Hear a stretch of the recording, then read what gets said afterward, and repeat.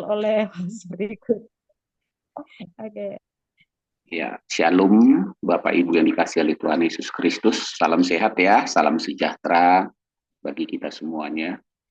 Ya, Pak Teddy juga hadir. Selamat pagi di sana ya, siang atau apa Pak Teddy ya, di Amerika ya. Iya, Ibu Ria Worang yang Selamat di pagi, ya, selamat pagi. pagi ya. Ibu Ria Worang di Italia dan rekan-rekan kita yang lain. Maaf kalau nggak saya sebut satu persatu, takutnya habis waktu ya. Ya, terima kasih atas kehadirannya. Tema kita pada hari ini adalah ya, tetap berdiri teguh dan melangkah maju. Ya, jadi bukan hanya berdiri teguh, tetapi melangkah maju. Nah, itu penting sekali bagi kita untuk melihat realita kehidupan ya. Karena memang kehidupan ini tidak mudah, tetapi tetap bisa kita jalani. Kita bersatu dalam doa. Bapa, di dalam nama Tuhan Yesus Kristus, kami berterima kasih atas kasih karunia dan anugerah yang kau berikan kepada kami sebagai anak-anak-Mu. Engkau tidak pernah meninggalkan kami. Kami tahu bahwa tidak mudah menjalani kehidupan di dunia ini. Tapi kami bersyukur sebagai anak Bapa. Bukan saja Tuhan menyertai kami melalui roh-Mu yang kudus, yang tinggal di dalam diri kami, tetapi doa-doa syafaat yang Tuhan naikkan sebagai imam besar kami senantiasa mengikuti perjalanan hidup kami, sehingga kami tetap seperti apa yang Tuhan inginkan. Bahkan ketika kami nyaris jatuh dan tergeletak, Engkau menopang kami, sehingga kami tetap berdiri teguh dan melangkah maju bersama Tuhan. Di dalam nama Tuhan Yesus kami bersyukur, sehingga pada malam hari ini kami mau sharing bersama, mendengar kebenaran firman-Mu, untuk memotivasi kami, membakar hati roh kami, untuk tetap berjalan bersama Tuhan. Sesulit apapun, dan dalam situasi dan keadaan apapun. Dalam nama Tuhan Yesus. Amin. Kita melihat sama-sama membuka Alkitab kita di dalam 1 Petrus pasal pertama, ayat 3 sampai 7, tapi saya baca ayat 6 sampai 7 saja, gitu ya. Nanti ayat 3 sampai 5 menjadi bagian dari penyampaian yang saya sampaikan. Ayat 6, bergembiralah akan hal itu, sekalipun sekarang ini kamu seketika harus berduka cita oleh berbagai-bagai pencobaan. Maksudnya semuanya itu ialah untuk membuktikan kemurnian imanmu yang jauh lebih tinggi nilainya daripada emas yang panah, yang diuji kemurniannya dengan api. Sehingga kamu memperoleh puji-pujian dan kemuliaan dan kehormatan pada hari Yesus Kristus menyatakan dirinya. Amin. Puji Tuhan. Rasul Paulus menekankan di sini ya dengan gambaran yang hampir sama gitu ya, nanti dengan apa yang disampaikan Petrus yang kita baca, karena dua rasul ini memang saling berkesinambungan yang luar biasa. Yang satu adalah dipanggil secara khusus dan dimeteraikan secara khusus oleh Yesus, sehingga namanya diberikan Petra, dan di atas nama ini atau di atas batu karang ini aku akan mendirikan jemaatku ya. Nah, di sisi lain Rasul Paulus dipanggil oleh Tuhan gitu ya, dengan suatu hal yang luar biasa ya, nyaris para anak-anak Tuhan pada saat itu tidak percaya akan hal itu. Sampai-sampai Ananias pun ketika diutus untuk bertemu Saulus di jalan lurus harus berbicara kepada Yesus, karena tentang pribadi Saulus tentunya Tuhan Yesus sudah tahu gitu ya. Lalu Tuhan Yesus menyampaikan informasi bahwa Saulus akan dipakai Tuhan dan kesukaran dan penderitaan akan mengikuti perjalanan hidupnya. Kita tidak banyak mendapatkan gambaran cerita dari Petrus, walaupun kita tahu bagaimana perjalanan akhirnya dia mati di India, ya disalibkan dengan terbalik karena permintaannya merasa tidak layak seperti itu, gitu ya, sehingga dia harus kepalanya ke bawah.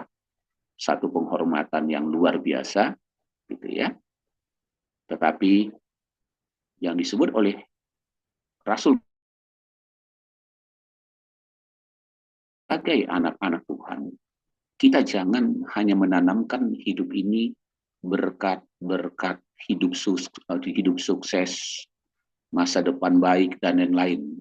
Sehingga kita lupa bahwa di dunia ini Tuhan Yesus sudah berkata bahwa oleh karena namanya kita bisa saja mengalami banyak kesulitan. Ya, lebih baik mengalami kesulitan ketika kita hidup di dalam nama Kristus dan memberitakan menjadi saksi atau menjadi terang daripada kita menderita, gitu ya, oleh karena hal merenung nasib ini kenapa seperti ini. Nah, gitu ya, kenapa isi dompet kok gitu ya tidak terus mengalir, pelayanan begini begitu, rumah tangga, anak-anak, gitu ya. Nah, penderitaan seperti itu suatu hal yang lazim. Nah, Bapak Ibu yang dikasih oleh Tuhan Yesus Kristus, tetapi Petrus mengatakan di sini maksud semuanya itu ialah membuktikan kemurnian imanmu. Jadi iman kita itu terus ya diuji, dimurnikan, siap nggak siap, Tuhan ingin agar itu menjadi kualitas ya yang lebih daripada emas. Nah, ada janji yang berharga dan ini bukan sembarangan disampaikan oleh Petrus karena memang Tuhan Yesus sudah menyampaikan kepada para murid generasi pertama, jika mereka mengikut Tuhan dengan sungguh-sungguh, mereka bukan saja mendapatkan kehormatan dan kemuliaan di bumi, tetapi juga kelak nanti di surga. Kira-kira begitu ya. Memperoleh puji-pujian, kemuliaan, dan kehormatan. Nah, Bapak Ibu yang dikasih oleh Tuhan Yesus Kristus, karena ini adalah lanjutan terus dari topik kita yang sebelumnya, maka kita memperhatikan betul agar kita bisa benar-benar mencapai ya pertumbuhan hidup yang menjadi lebih baik. Rasul Simon Petrus menyatakan kepada umat Kristen, ya khususnya gitu ya, yang digembalakannya, agar kiranya dapat tetap berdiri teguh dan melangkah maju dalam menjalani kehidupan di dalam Kristus. Ya, mengapa? Karena oleh kasih karunia-Nya, saudara dan saya itu sudah dilahirkan kembali, gitu ya, oleh kebangkitan Yesus dari antara orang mati dan juga oleh kebenaran firman-Nya. Sehingga kita hidup suatu kehidupan yang penuh pengharapan. Untuk apa? Untuk menerima suatu bagian yang tidak dapat binasa, yang tidak dapat cemar, dan yang tidak dapat layu, yang tersimpan di surga bagi kita. Gitu ya, itu yang dikatakan dalam suratnya, mulai dari ayat 3, gitu ya, seperti itu. Nah, ya itu, gitu ya, kita yang dipelihara oleh kekuatan Tuhan karena iman kita. Jadi kita beriman kepada Tuhan, sementara kita menantikan keselamatan yang telah tersedia untuk kita pada zaman akhir. Nah, walau dalam penantian tersebut banyak hal yang kita alami yang tidak sesuai dengan harapan kita, yang telah menimbulkan beraneka ragam kesukaran ya dan penderitaan hidup. Nah, ini yang paling repot biasanya orang bisa mundur ya. Karena kadang-kadang kesukaran itu bukan timbul dari orang-orang fasik, tapi kadang-kadang justru dari orang-orang yang terdekat sama kita, yang berkomunikasi dengan kita. Oleh sebab itu, tetap berdiri teguh dan melangkah maju, itu sebuah gambaran kemampuan atau kekuatan di dalam dan bersama Kristus untuk hidup, gitu ya, bisa melangkah maju, ya, dengan kita bertahan dulu, tetap setia, menghadapi kesulitan-kesulitan, penderitaan, dan tantangan. Nah, kita masuk dulu kepada contoh untuk memotivasi saudara dan saya, baru nanti bagaimana untuk bisa tetap berdiri teguh dan melangkah maju. Salah satu contoh adalah Yusuf, putra Yakub. Saudara tahu persis bagaimana Tuhan menyatakan kekhususannya kepada Yusuf, mimpi-mimpinya yang sedemikian hebat, ya, sehingga menimbulkan bukan saja orang tuanya, juga menimbulkan tanda tanya, apalagi saudara-saudaranya. sehingga tidak dapat terduga. Akhirnya saudara-saudaranya mengambil tindakan yang luar biasa bagi kita, yang nggak lazim dilakukan oleh saudara. Ya, khususnya dikatakan ini adalah saudara satu ayah, tetapi berbeda ibu. Ya, kira-kira begitu ya. Nah, akhirnya Yusuf, saudara tahu persis, dibuang ke sumur, lalu diangkat dari sumur, dijual menjadi budak di rumah Potifar, digoda istri Potifar, ya, masuk penjara, lalu akhirnya semua yang digenapi oleh itu, yang diberikan impian-impian kepada Yusuf, terrealisasi. Jadi dari gambaran itu kita tahu persis bahwa Tuhan bisa mengizinkan sesuatu yang tidak sesuai dengan harapan kita, walaupun kita memiliki banyak mimpi-mimpi bersama Tuhan, tapi realita dan kenyataan yang kita hadapi sepertinya justru tidak terarah ke sana. Namun demikian, karena Tuhan sudah berkata di dalam Yesaya 55, mulai ayat 8 sampai 11, rancanganmu bukan rancanganku, jalanmu bukan jalanku. Sehingga kita kadang tidak masuk di benak pemikiran kita, bahwa yang sesuatu terjadi dalam diri kita itu bagian dari rancangan Tuhan. Bagian dari jalan Tuhan. Untuk membawa kita kepada penggenapan janji-janji Tuhan dalam hidup kita. Nah, setelah Yusuf terpenuhi janji-janji Tuhan, maka ada pernyataannya yang perlu kita ingat. Nah, pernyataannya ini untuk membawa kita nanti semakin berdiri teguh, gitu ya, dan melangkah maju, walau apapun yang terjadi, khususnya kalau ada gangguan. Nah, di dalam Kejadian 50, ayat 18 sampai 21, ketika akhirnya Yakub sudah meninggal dunia, saudara-saudaranya merasa takut, ya. Lalu mereka membuat sebuah karangan untuk berbicara kepada Yusuf agar Yusuf, ya, kiranya nanti tidak membalas dendam. Pada umumnya begitu, ya. Jadi kalau seseorang yang berbuat salah, sekalipun dia mendapatkan kasih sayang atau perhatian, tapi dia tetap was-was, ya. Kalau istilahnya yang menjadi pegangan, ya, rasa amannya telah hilang, yaitu dengan kematian Yakub. Maka saudara-saudaranya datang, ya. Ayat 18. Juga saudara-saudaranya datang sendiri dan sujud di depannya serta berkata, kami datang untuk menjadi budakmu. Bayangin aja ya, karena kan mereka pernah menjual Yusuf jadi budak. Nah, sekarang mereka, ya, mulai merendahkan diri mereka, ya. Tetapi Yusuf berkata kepada mereka, janganlah takut, sebab aku inilah pengganti Tuhan. Nah, luar biasa ya. Jadi saudara perhatikan betul di sini, salah satu keberhasilan daripada Yusuf, ya, dalam perjalanannya, dia ungkapkan di sini bahwa dia tidak pernah mengambil posisi Tuhan, ya, di dalam hidupnya. Tuhan ya Tuhan yang harus diagungkan, dimuliakan, harus tunduk. Tuhanlah yang menjadi penghakim, bukan manusia. Sebaik apapun manusia, Tuhan bilang, janganlah kamu menghakimi. Nah, jadi janganlah takut, sebab aku inilah pengganti Tuhan. Nah, perhatikan kata-kata yang menarik ini, yang mungkin juga harus saudara lontarkan dalam perjalanan hidup saudara dan saya yang mungkin merasa ada gangguan dari siapapun.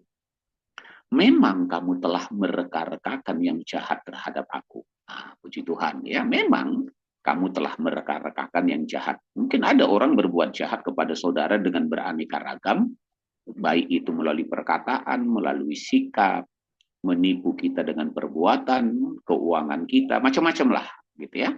Memang kamu telah mereka-reka yang jahat terhadap aku, tetapi Tuhan telah mereka-rekakannya untuk kebaikan, ya.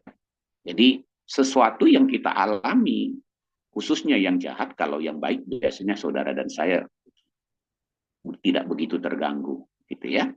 Kecuali pura-pura baik, baru akhirnya berubah jadi jahat. Itu beda. Ini artinya kita anggap aja hal yang jahat. Dia katakan, memang benar kamu reka-rekakan yang jahat, tetapi Tuhan membuat hal-hal yang kamu rekan-rekan yang jahat itu untuk kebaikan. Sehingga dia bisa seperti ini. Termasuk saudara-saudaranya, termasuk istri Potifar, Bapak Ibu. Termasuk istri Potifar. Jadi ketika saudara dan saya seperti Yusuf digoda untuk melakukan dosa apapun alasannya, kalau konteks kisahnya Yusuf ini itu adalah perzinahan, saudara menolak, ya, bisa berkata ya atau tidak untuk hal-hal yang memang harusnya saudara katakan tidak, maka saudara sekalipun gara-gara hal itu disalah mengerti lalu dihukum, bahkan Potifar menyeret dia masuk penjara, tidak ada masalah. Tetapi kalau saudara meladeni godaan-godaan gitu ya, yang jahat, maka cerita akan berbeda. Nah, di sini yang harus kita tekan. Sehingga kalau ada sesuatu yang sudah kita balas, perbuatan-perbuatan jahat orang yang kita rasa dengan sikap yang juga tidak pas, arogan, ya kita tinggal menarik perkataan itu. Itu kata ya, dari kata daripada apa namanya? Ayub, gitu ya. Dia menarik perkataannya, mencabut perkataannya itu. Nah, Bapak Ibu yang dikasih oleh Tuhan Yesus Kristus, kita masuk tokoh yang kedua. Sekalipun Ayub dari tanah Uz ini sudah semaksimal mungkin, gitu ya, hidup melakukan apa yang Tuhan perintahkan, dan dia belum pernah mengenal Tuhan secara langsung, hanya dari kata orang saja, tetapi Tuhan sudah memuji dia, bahwa tidak ada orang yang sebaik dia, gitu ya. Bahkan sama iblis pun dikatakan seperti itu. Apakah engkau melihat Ayub, tidak ada orang seperti dia. Tetapi ya, ujian pun datang. Nah, kadang-kadang kesukaran-kesukaran itu, ujian itu memang seizin Tuhan. Walaupun ada ayat lain yang mengatakan bahwa manusia dicobai, jangan katakan itu dari Tuhan, tapi itu dari diri kita sendiri. Itu dalam konsep yang berbeda, gitu ya. Jika saudara hidup dalam kebenaran, maka jika saudara mengalami masalah, walaupun saudara benar, itu bukan dari saudara masalah itu datang, dari orang lain, dari si iblis, dan Tuhan mengizinkan. Tetapi jika kita berbuat salah, gitu ya, melanggar firman Tuhan, maka pencobaan itu datang dari kita sendiri, bukan dari Tuhan. Nah, Bapak Ibu tahu persis apa yang terjadi dalam kehidupan Ayub. Hartanya, anak-anaknya, tubuhnya, bahkan sakit. Nah, ketika harta dan anaknya hilang, gitu ya, artinya benar-benar musnah oleh karena satu peristiwa, kita harus ingat pernyataan daripada Ayub untuk memperkuat kita supaya kita itu apapun masalah kita, khususnya kayak kisnya Ayub ini, gitu ya, kita bisa berbicara hal yang sama. Apa itu? Di dalam Ayub 1:20-22, maka berdirilah Ayub lalu mengoyak jubahnya dan mencukur kepalanya, kemudian sujud ia dan menyembah. Ini berbicara artinya jika saudara mengalami suatu kemalangan, kedukaan, penderitaan, saudara memang harus sedih. Jangan dibalik-balik, sehebat apapun seorang pendeta, kamu nggak boleh sedih. Itu suatu kebodohan namanya. Karena manusia itu, bahkan sampai anak Tuhan pun, itu masih dikasih Tuhan, namanya perasaan.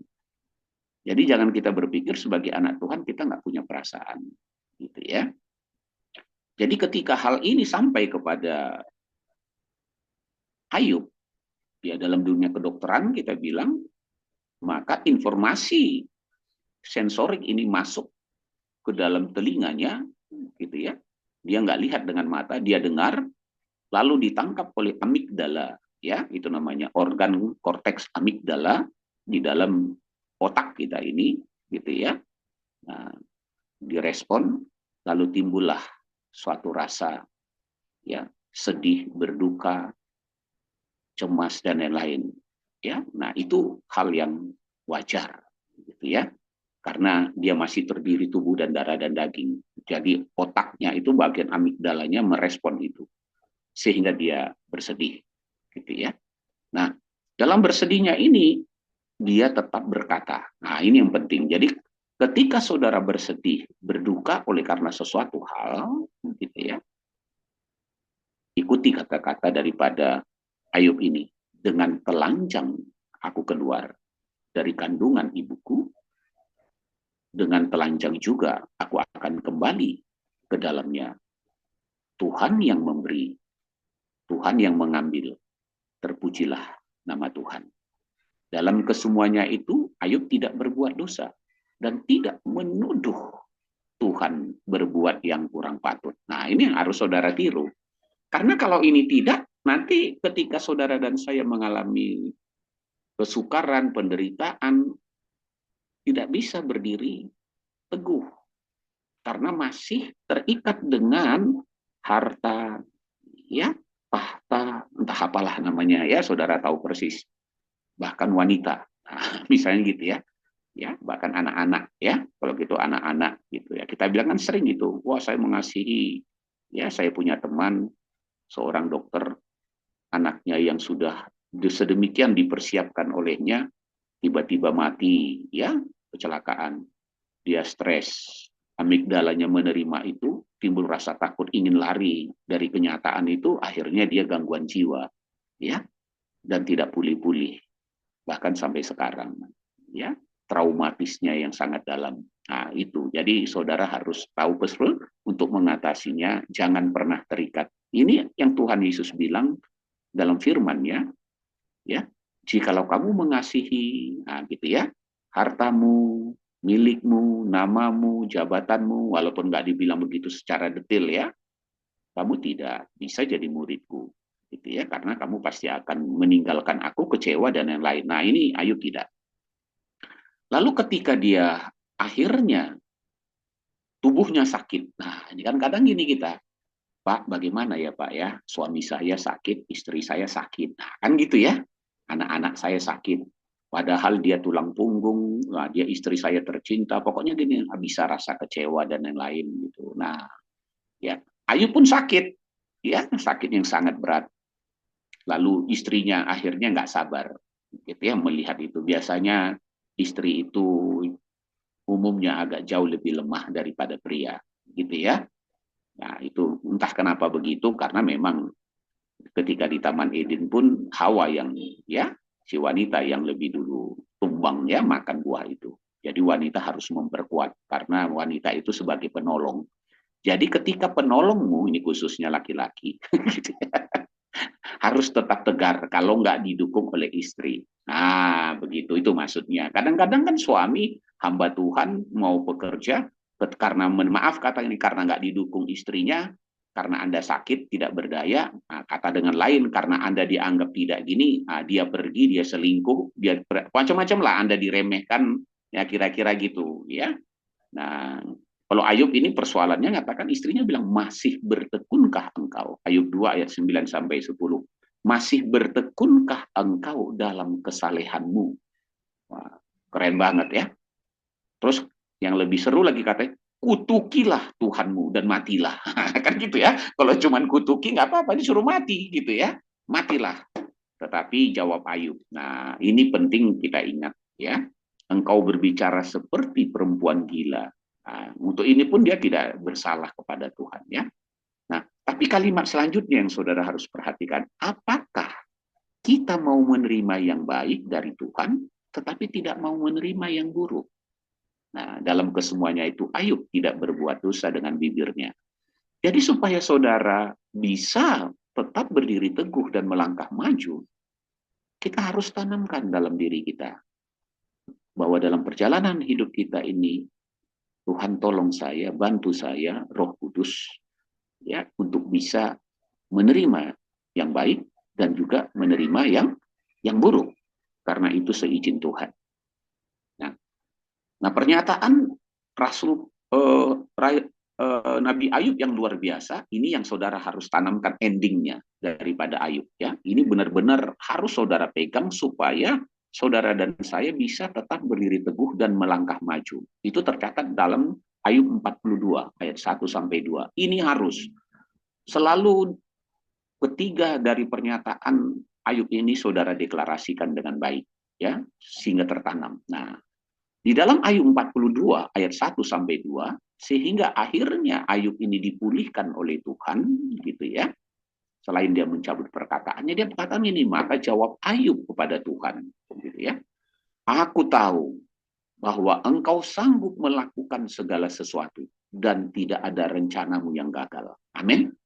Jadi apapun yang terjadi dalam diri kita, persoalan A, persoalan B, sesungguhnya rencana Tuhan tidak pernah gagal. Makanya kita memperkuat iman kita, mempertegas iman kita dengan sungguh-sungguh. Jangan karena sesuatu hal, Tuhan bilang saya akan jadi begini. Tapi lihatlah, proyek kita malah bangkrut. Datang COVID lah, inilah. Kata Tuhan, ini. Tapi anak-anak kita, pokoknya macam-macam. Betul kan? Kita merasa, kayaknya, ini bisa melemahkan saudara jadinya. Nah, ucapkan apa yang dikatakan Ayub. Itu ya, saya kasih contoh dulu, supaya saudara nanti makin kuat. Aku tahu bahwa engkau sanggup melakukan segala sesuatu dan tak ada rencanamu yang gagal. Amin. Nah, sambil saudara mendengar ini, ketika saya mengatakan ini harus saudara ucapkan, saudara ulangi saja, tapi nggak usah dibuka mic-nya, ya, supaya itu tertanam. Karena saya nggak tahu apa yang sedang saudara alami. Ya, bentuknya boleh berbeda dengan Ayub, tetapi case-nya hampir sama. Kira-kira begitu, ya.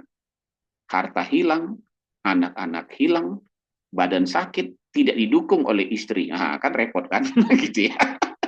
Nah, terus punya teman-teman, udah nggak dukung lagi tiga-tiganya, ya. Nah, tabur tuai lagi katanya, padahal bukan urusan tabur tuai, ya, karena memang Tuhan, ya, mengizinkan hal itu. Contoh yang ketiga, saya kasih banyak contoh karena ini contoh ini penting. Itu Yohanes Pembaptis, ya. Yohanes Pembaptis seorang yang memang sudah ditetapkan dipilih Tuhan sedemikian rupa, gitu ya. Bahkan semenjak dia ada di rahim ibunya, ketika Zakaria masuk dalam pelayanan di ruang Maha Kudus, dia dapat pesan, lalu istrinya Elizabeth hamil, ya, dia tidak bisa berbicara, ya, sampai anak itu lahir. Ketika ditanya siapa namanya, Yohanes. Nah, mereka bingung, kok langsung ngomong, ya, jadi ini anak pilihan, dipersiapkan sedemikian rupa. Dan umurnya dengan Tuhan Yesus hanya berbeda beberapa bulan saja, ya, kira-kira gitu. Nebak-nebak boleh, nggak apa-apa. Tuhan nggak marah kok. 3 bulan Pak, 6 bulan Pak, 2 bulan Pak, ya memang nggak apa-apa, ya. Yang penting laki-laki nggak pernah datang bulan, itu aja ingat, ya, gitu ya. Tapi wanita selain datang bulan dapat gaji bulanan biasanya begitu ya. Kan kalau gitu ya, sama suaminya ini udah gaji harus bulanan Pak ya, gitu ya. Nah, jadi Bapak Ibu perhatikan betul. Ketika sesuatu hal di mana Yohanes dalam pelayanan yang begitu luar biasa, kita katakan ya, berseru dengan tentang pertobatan dan pengikutnya banyak, Yesus datang, sudah waktunya. Nah, Bapak Ibu yang dikasih oleh Tuhan Yesus, kadang kita nggak siap menerima generasi baru, ya, untuk maju di depan. Jelas ya? Kita kadang tidak siap ketika orang lain kelihatan dipakai Tuhan lebih dari kita. Nah, gitu ya. Kadang-kadang begitu, merasa gimana begitu ya, dan yang lain. Jangan. Makanya ada pernyataan dari Yohanes Pembaptis yang perlu saudara juga ucapkan. Itu Yohanes 3 ayat 30. Dia berkata begini, iya, atau Yesus harus makin besar. Itu yang penting. Tetapi aku harus makin kecil. Jelas ya? Yang penting segala sesuatu itu Yesus yang ditinggikan, bukan kita. Amin. Sehingga kita tidak merasa terganggu, gitu ya. Jika memang tugas kita, ya Tuhan bilang, ya diambil alih oleh orang lain dan kamu mendukung saja, ya nggak apa-apa, kan gitu ya. Karena yang terbesar itu biasanya adalah yang menjadi anak kecil dan juga menjadi hamba. Nah, gitu ya. Basuh kaki. Itu sifat Tuhan begitu yang Tuhan bilang. Nah, sekarang yang keempat tuh para murid Tuhan Yesus. Karena kita beraneka ragam latar belakang. Nah, makanya ini perlu saya sampaikan, khususnya bagi saudara dan saya yang sudah bersaksi, mau bersaksi, ya jadi saksi Kristus. Jangan merasa gentar terhadap rintangan dan tantangan. Jangan takut ketika dilarang atau begini. Mungkin dilarang secara langsung atau tidak, gitu ya. Jangan takut, gitu ya. Oleh karena saudara tidak memiliki dana, tidak didukung orang, sehingga saudara merasa tidak bisa. Nah, makanya para rasul mengucapkan demikian di dalam Kisah Para Rasul, pengalaman mereka, pasal 5 ayat 27 sampai 29. Mereka membawa keduanya dan menghadapkan mereka kepada mahkamah agama. Imam besar ya mulai menanyai mereka. Katanya, nah ini mereka di ini ya, terus dengan keras kami melarang kamu mengajar dalam nama itu. Nah, kadang-kadang kan saudara di gereja gini, wah kamu nggak boleh ya memberitakan Injil, kamu nggak boleh melakukan misi pelayanan, alasan peduli kasih di baliknya kristenisasi. Ibu Tetik jangan kasih kotak-kotak makanan, ya kotak-kotak makanan itu untuk apa? Ya betul ya. Ini ada tujuannya untuk mengkristenkan orang lain. Nah kira-kira gitu ya. Hanya pura-pura saja ada udang di balik batu. Kira-kira gitu ya. Dengan keras kami melarang untuk mengajar dalam nama itu. Itu artinya meninggikan nama Yesus, menyebarkan nama Yesus. Namun ternyata kamu telah memenuhi Yerusalem dengan ajaranmu dan kamu hendak menanggungkan darah orang itu kepada kami. Tetapi jawabannya enak nih. Tetapi Petrus dan rasul-rasul itu menjawab katanya, kita harus lebih taat kepada Tuhan daripada kepada manusia. Amin. Nah, jadi saudara untuk berdiri teguh dalam kondisi apapun dan bisa melangkah maju, saudara harus tanamkan dan katakan kepada diri kita, kepada siapapun, Tuhan, aku lebih taat kepadamu daripada kepada manusia. Kalau Ibu Tetik bilang, Pak Dokter, mulai sekarang Bapak tidak boleh lagi memberitakan Injil. Nah, lalu saya bilang, maaf Bu Teti, saya lebih taat kepada Tuhan daripada Ibu. Nah, misalnya begitu. Jelas ya? Kadang-kadang kan gitu, dilarang istri, dilarang suami, dilarang anak-anak, dilarang bos, pimpinan. Cuman harus kita perhatikan cara pelayanan kita yang kita renovasi, kita perbaiki. Ya, jangan terlalu kaku ya dalam memberitakan Injil, memberitakan Yesus. Taunya satu cara aja ya. Pokoknya nggak tahu cara lain, mau dihantam-hantam lah begitu. Inilah nggak boleh. Anda harus berkembang bervariasi, gitu ya. Selalu banyak cara. Orang mau maaf kata gitu mengambil hati suami juga ya bagi ibu-ibu ya jangan hanya satu cara gitu ya banyak cara amin begitu juga suami-suami kalau mau mengambil hati istri juga banyak cara itu juga dengan anak-anak jangan hanya satu cara nanti jadi nggak enak gitu ya jadi oke yang kelima yang mau saya sampaikan ini contohnya adalah Rasul Paulus ya sebagai penutup contoh ini penting karena Bapak Ibu kalau kita nggak punya contoh nanti repot ya nanti kita tahu bagaimana mereka bisa seperti itu. Nah Rasul Paulus saudara tahu persis dia banyak mengalami penderitaan gitu ya tidak seperti yang dibayangkan oleh yang lain gitu ya karena Tuhan sudah bilang begitu sama dia ya tetapi dalam perjalanannya Rasul Paulus bisa bahkan sampai garis akhir ya maka ada beberapa pernyataannya yang perlu kita tanamkan dalam diri kita gitu ya. Nah, ini penting. Jadi beberapa pernyataan Rasul Paulus yang patut kita teladani. Gak usah khawatir Bapak Ibu, gak usah mencatat kalau nggak apa, kan bahannya nanti dikirim ya. Saudara kan dapat kirim lebih lengkap ya. Nah, apa yang dikatakan dalam Roma 14 ayat 7 dan 8. Nah, itu satu yang perlu saudara deklarasikan kepada diri saudara supaya saudara bisa melangkah walaupun situasi begini begitu dan terus tetap tegar. Roma 14 ayat 7 sampai 8 dikatakan gini, sebab tidak ada seorang pun di antara kita yang hidup untuk dirinya sendiri. Dan tidak ada seorang pun yang mati untuk dirinya sendiri. Sebab jika kita hidup untuk Tuhan. Dan jika kita mati untuk Tuhan. Jadi baik hidup atau mati, kita adalah milik Tuhan. Amin. Ya, kita tanya, Tuhan aku ini milikmu. Nah, gitu. Jadi nggak usah takut ya dalam perjalanan hidup kita kan saya milik Tuhan pasti Tuhan jaga atau maunya Tuhan apa terserahlah ya nah jadi itu yang kedua dari pernyataan yang perlu kita pegang dari Rasul Paulus yang memang banyak penderitaan ini dia bilang begini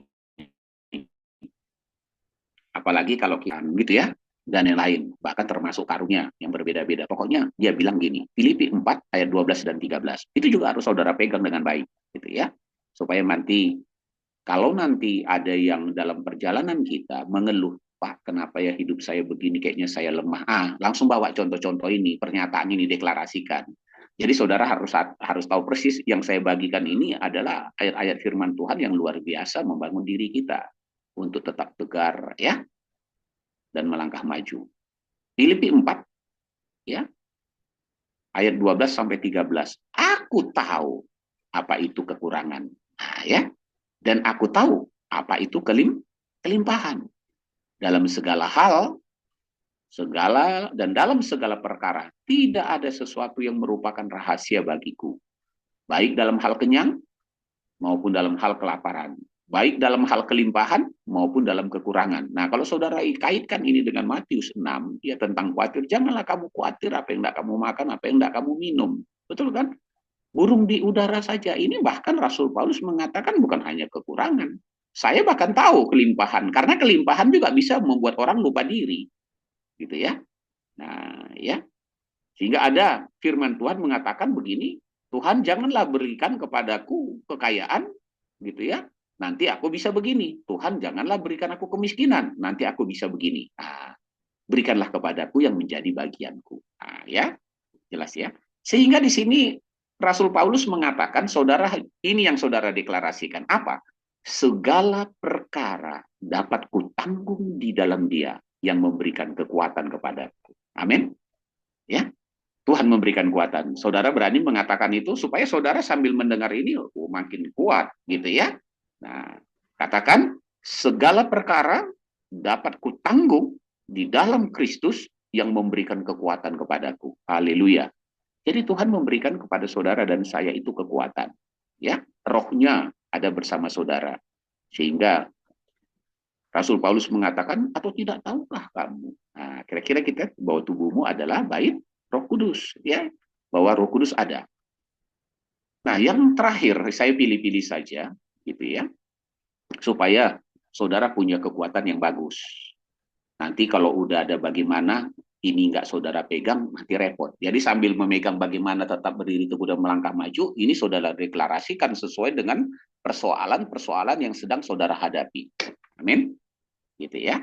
Nah, ayat 2 Korintus 4 ayat 16 sampai 18. Nah, ini kita tanamkan dalam diri kita, ya pengertiannya.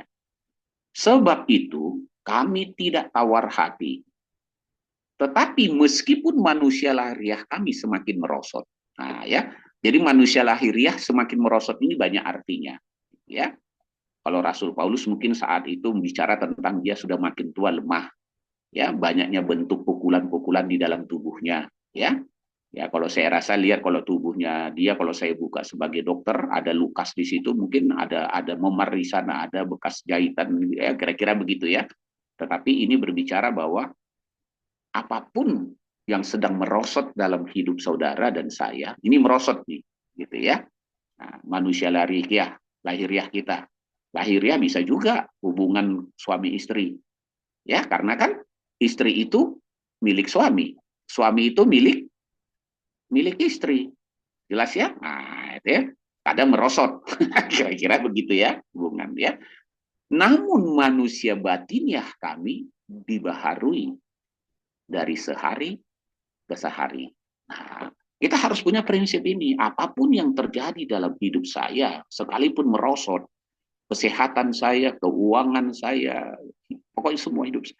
Tapi manusia batiniah ini harus diperbaharui dari hari ke hari. Itu harus saudara jaga. Kalau tidak, ya berarti tidak berdiri teguh, nggak akan melangkah maju, gitu ya.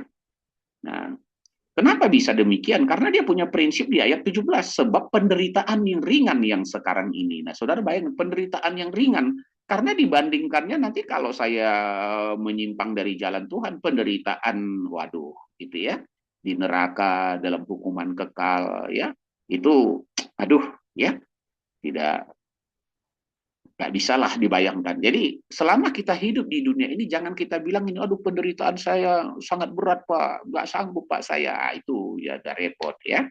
Jadi kita bilang, sebab penderitaan ringan yang sekarang ini mengerjakan bagi kami kemuliaan kekal yang melebihi segalanya. Jauh lebih besar dari penderitaan. Jadi apa yang sedang kita kerjakan dan yang akan kita tuju itu kehidupan yang kekal, itu jauh lebih besar artinya daripada penderitaan yang sekarang ini. Karena bahkan bayangkan Bapak Ibu, keteladanan Yesus di mana? Kita kadang kan merasa sedih. Yesus disalibkan, dihina, diludahi, dipukul begitu, ya, lalu mati di kayu salib. Maka ketika dia ada perempuan di Yerusalem melihat dia nangis, ya, dia bilang, jangan tangisi aku, tangisi dirimu dan anakmu. Nah, begitu, ya. Nah, jelas ya. Nah, kita harus katakan itu. Penderitaan ini jangan baru kehilangan duit. Apa tadi? Harta habis terbakar dan lain-lain. Ya, masih belum lagi begitu. Saudara masih belum lagi kesaksiannya kayaknya luar biasa. Oh, haleluya, begini-begini. Ya, Tuhan, yang segitu aja, ya. Orang lain aja lebih parah dari itu masih bisa bilang haleluya sekalipun gitu ya.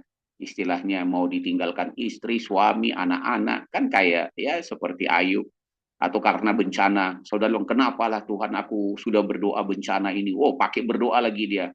Mazmur 91. Nah, saudara tahu kan Mazmur 91 kan? Ya, sekalipun orang beribu rebah di kiri dan kanan, aku percaya Tuhan melindungi aku. Nah, kan gitu kan? Ternyata tidak, ya. Karena kasus COVID yang pertama yang meninggal itu justru para pendeta kan. Ya, karena mereka nggak mau pakai masker gitu. Akhirnya bermatian mereka gitu ya. Karena mereka yakin Mazmur 91 tapi nggak pakai hikmat. Nah, gitu loh ya. Pakai hikmat gitu. Jangan dilabrak-labrak aja. Kalau tidak mengerti, lebih bagus waspada, hati-hati. Ah, saya percayalah Pak, Tuhan pasti tolong. Udah dibilang, Pak, di sana lagi longsor. Ah, saya percaya. Kalau saya datang longsor berhenti, dijauhkan itu. Jalan ya, pasti gitu ya. Jelas ya. Ketika ada orang bilang bahaya, memang bahaya, ya Anda harus waspada. Gitu kan. Menggunakan, nggak perlu takut. Gitu ya. Setiap tim penolong kan saudara tahu. Kalau saudara berenang di tempat ini ada penjaga pantai, penjaga laut. Mereka nggak takut terhadap kondisi itu. Mereka akan terjun menolong saudara. Ada kebakaran, pemadam kebakaran masa takut? Udah sampai di depan situ, ayo semprot dong naik. Ih takut Pak, ih takut Pak. Kamu pemadam kebakaran atau apa? Kan nggak mungkin. Gitu ya, mereka sudah terlatih. Jadi nggak semua orang harus takut. Tapi kalau saudara tidak terlatih, lebih baik takut. Takut untuk apa? Untuk saudara waspada. Amin. Coba. Oh, saya percaya Pak. Petrus aja berjalan di atas air. Terus mau apa? Saya mau menyeberang jalan ini. Padahal jauh nih jalan itu kan. Walaupun nanti udah keburu lampu merah, lampu hijau, nggak apa-apa, Tuhan pasti lindungi. Saudara nyebrang aja. Padahal udah lampu hijau, nanti saudara ketabrak di situ. Apalagi kalau di negara-negara yang maju, yang jalan kecepatannya, syung, habis gitu kan. Ya, kalau di Jakarta masih macet, jadi Anda bisa nyebrang dengan tenang kan gitu ya. Habis apa macet gitu ya. Apalagi kalau daerah Pancoran di malam hari ya gitu ya. Bisa tersendat berjam-jam di situ. Nah, Bapak Ibu harus perhatikan betul dengan baik-baik ya, was-was ya. Nah, mengapa mereka bisa seperti itu Bapak Ibu? Nah, ya bahwa saya bilang dulu bahwa SDM yang saya katakan tadi, SDM ya, tahu ya, sumber daya manusia Tuhan tadi yang dapat tetap berdiri teguh dan melangkah maju tersebut di atas bukan saja merujuk kepada firman Tuhan dalam Injil Lukas 9 ayat 23. Jadi ada ayat rujukan saudara untuk tetap bisa teguh ya, langkah maju. Ada ayat rujukan. Kalau nggak ada, repot ya. Kalau rujukan itu artinya untuk menjadi pegangan saudara, panduan pedomannya, merujuk itu. Apa? Lukas 9 ayat 23. Itu harus saudara pegang betul. Ya. Kalau saudara tidak memegang Lukas 9 ayat 23, saudara nggak akan bisa berdiri teguh dan melangkah maju. Pasti mandat langsung. Aduh, gitu ya. Tapi karena Tuhan sudah bilang, barang siapa mau mengikut aku, gitu kan? Ia harus menyangkal dirinya, memikul salibnya, dan mengikut aku. Kita nggak mau, baru ada masalah sedikit. Nah, tanduk kita yang keluar. Ya, belum ada apa sedikit misalnya, Bu Noni, Bu Rustin, siapa lagi mau saya sebut misalnya, ya. Jangan gitu dong, baru ya. Nah, nggak boleh, ya. Harus ada penyangkalan diri di dalamnya. Amin. Ya. Kalau saudara nggak mau menyangkal diri, nggak akan bisa tetap berdiri teguh. Jangankan melangkah maju, berdiri teguh aja nggak bisa, apalagi melangkah maju, Pak. Udah tumbang dia, gitu ya. Nggak mau memikul salib, terlalu berat salib nih, buang, nggak jatuh, ya. Nggak usah mengikut. Jadi gini, menyangkal diri itu yang pertama sekali, baru saudara masuk ke memikul salib. Kalau nggak bisa menyangkal diri, nggak bakal memikul salib, Bapak Ibu. Jadi bisa menyangkal diri, bisa memikul salib, langkah selanjutnya baru bisa mengikut Tuhan. Nah, ya melangkah maju terus. Jadi berdiri teguh, penyangkalan diri. Ya, ya, memikul salib, berdiri teguh. Jelas ya, masih mengikut Yesus, melangkah maju. Gitu ya, gitu dia ya, jelas ya. Jadi harus harus tahu di sini itu bukan merujuk hanya itu saja, tetapi merujuk juga di dalam Yesaya 40 30 ya, ayat 28 sampai 31. Ada yang mau baca? Silakan coba baca ya. Yesaya 40 ayat 28 sampai 31. Saya masih menjabarkan mengenai contoh-contoh yang tadi, yang 5 tadi. Yusuf, Ayub, Yohanes Pembaptis, para rasul, dan Saya juga berapa, Pak? Maaf. Yesaya 40 ayat 28 sampai 31. Nah, coba Oke. dibaca supaya kita tahu persis. Ya, Yesaya 40 ayat yang ke-28. ya sampai 31. Iya, Pak. Arahkanlah matamu ke langit dan lihatlah siapa yang menciptakan semua bintang itu dan Yesaya mengurus. Yesaya 40 Mm-mm. Oh, ayat 28 ya? 28. Ayat Oke, 28 salah, itu salah. Iya, oke. 28 Yesaya sampai 31. 40, iya, ya, Pak. Tidakkah kamu tahu dan tidakkah kau dengar? Tuhan ialah Allah kekal yang menciptakan bumi dari ujung ke ujung. Ia tidak menjadi lelah dan tidak menjadi lesu. Tidak terduga pengertiannya. Dia memberi kekuatan kepada yang lelah dan menambah semangat kepada yang tidak berdaya. Orang-orang muda menjadi lelah dan lesu, dan teruna-teruna jatuh tersandung. Oke. 31 Bu, langsung Bu. Oh, Ya. 31. Baik. Tetapi orang-orang yang menanti-nantikan Tuhan mendapat kekuatan baru. Mereka seumpama Raja Wali yang naik terbang dengan kekuatan sayapnya. Mereka berlari dan tidak menjadi lesu. Mereka berjalan dan tidak menjadi lelah. Ya, Demikian. jadi terima kasih. Jadi orang-orang yang menantikan Tuhan itu tadi yang saya katakan, kita ambil contoh-contoh dari Yusuf, ya, dari Ayub, Yohanes Pembaptis, kita deklarasikan para rasul dan juga Rasul Paulus. Dia sebutkan itu. Aku biar Tuhan yang lebih besar, aku lebih kecil, itu Yohanes Pembaptis, Tuhan yang ambil, Tuhan yang memberi, gitu ya, macam-macam. Kita bisa menerima yang baik, dan itu orang-orang yang menanti-nantikan Tuhan, gitu ya. Nah, maka Tuhan akan berikan kekuatan. Jadi deklarasi itu sebenarnya kita sedang membangun hubungan dengan Tuhan, bagaimana Tuhan nanti akan bekerja. Itu Roma 8 ayat 28 ya, misalnya begitu ya. Tuhan turut bekerja untuk mendatangkan kebaikan. Nah, selain dalam Lukas 9 ayat 23 dan mengarah ke Yesaya 40 ayat 28-31 juga adalah kitab Habakuk pasal 3. Silakan dibuka ya. Yang mau membaca silakan, kitab Habakuk pasal 3 ayat 17 dan 19 ya. Habakuk pasal 3 ayat 17 sampai 19. Sehingga ketika kita menghadapi kondisi yang digambarkan di dalam kitab Habakuk ini, kita tetap melangkah jauh gitu ya, tetap tidak tertahankan, tetap berdiri teguh. Jadi ada ayat-ayat yang kita pegang. Ini pengertian yang penting karena saya sebagai dokter begini, dokter itu ketika mau mengambil suatu tindakan, keilmuan pengetahuannya sudah sedemikian rupa banyaknya, sehingga itu mengerucut untuk dia mendiagnosa dan mencari kemungkinan-kemungkinan, lalu mengambilkan tindakan yang pas ya untuk menterapi. Silakan Ibu Titi lagi, Habakuk 3 ayat 17 sampai 19. Bentar. Masih belum ada? Yang ada ayo. Atau saya baca aja lah.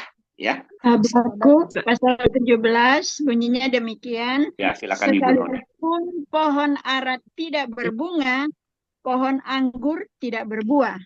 Hasil pohon zaitun mengecewakan.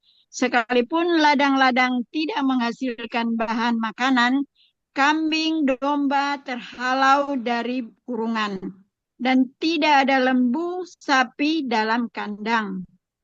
18. Namun aku akan bersorak-sorak di dalam Tuhan. Demikianlah firman Tuhan. Terus Amin. Bu, sampai ayat 19. Oh,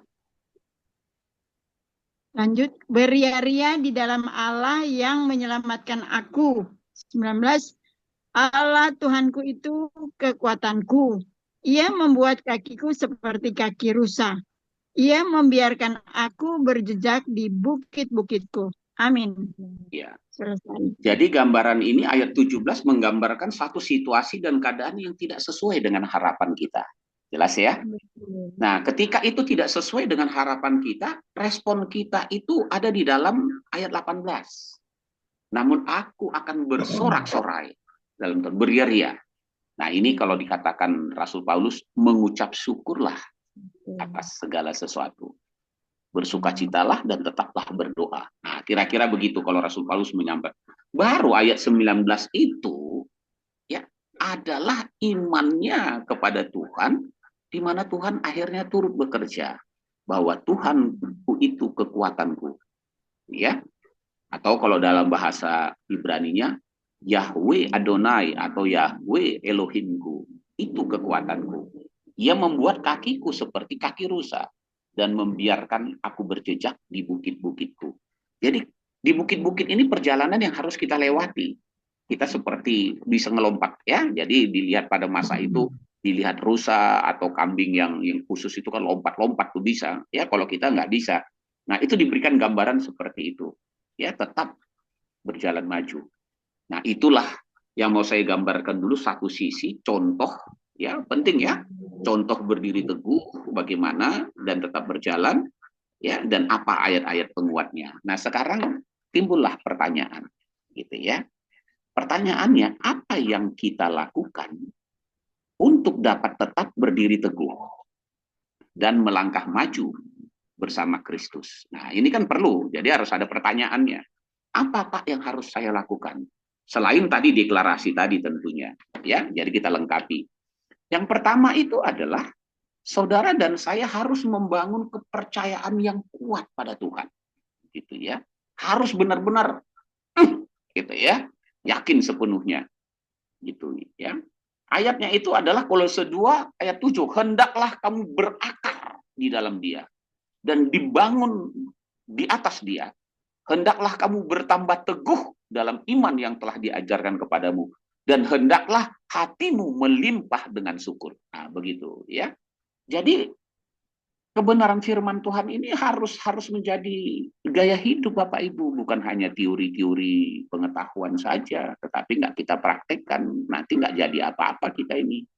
Tetapi setiap saya menabur, selalu tujuannya adalah agar hidup kita menjadi lebih baik, karena setiap hamba Tuhan itu dipakai Tuhan menurut maksud tujuannya masing-masing. Kita dipakai di Star Mission ini adalah untuk menuntun orang bagaimana hidup di dalam kebenaran, di dalam Kristus. Ya, meraih janji-janji Tuhan sekalipun harus melewati banyak. Tapi tahu, harus begini. Jadi hendaklah kamu berakar di dalam Dia. Nah, kalau di dalam Yesaya dikatakan, ya 61, ketika saudara dilawat oleh Tuhan, ya artinya saudara berjumpa dengan Tuhan, hidup saudara dipulihkan oleh Tuhan, Tuhan ingin agar saudara itu menjadi tanaman Tuhan, pohon tarbantin kebenarannya. Pohon tarbantin itu adalah pohon yang ada di padang gurun yang akarnya itu sampai masuk kurang lebih 20 meter ke dalam. Gitu ya. Sehingga ketika ada apapun dia tetap berdiri teguh. Nah, itu berakar. Nah, harus makin kuat saudara yang kasih. Kepercayaan iman kita harus makin kuat. Gitu ya. Nah, Ibrani 3 ayat 14 dikatakan karena kita telah beroleh bagian di dalam Kristus. Jadi karena kita sudah dalam bagian Kristus, asal saja kita berpegang kepada akhirnya, pada keyakinan iman kita yang semula. Itu harus kita pegang. Jangan pernah mau bergeser, apapun alasannya. Itu yang terjadi dalam kehidupan Ayub, Yusuf, gitu ya. Yohanes Pembaptis, para murid-murid Yesus, Rasul Paulus. Jadi mereka membuat. Nah, catatan khususnya apa di sini ya? Yang pertama tadi ada kita buat catatan khusus. Semakin kita yakin bahwa Tuhan adalah sumber kekuatan dan pengharapan kita, maka semakin kita bisa bertahan dalam kesulitan. Amin. Nah, itu catatan khususnya. Kita buat catatan khusus. Semakin kita yakin bahwa Tuhan adalah sumber kekuatan dan pengharapan kita, maka semakin kita bisa bertahan dalam kesulitan hidup.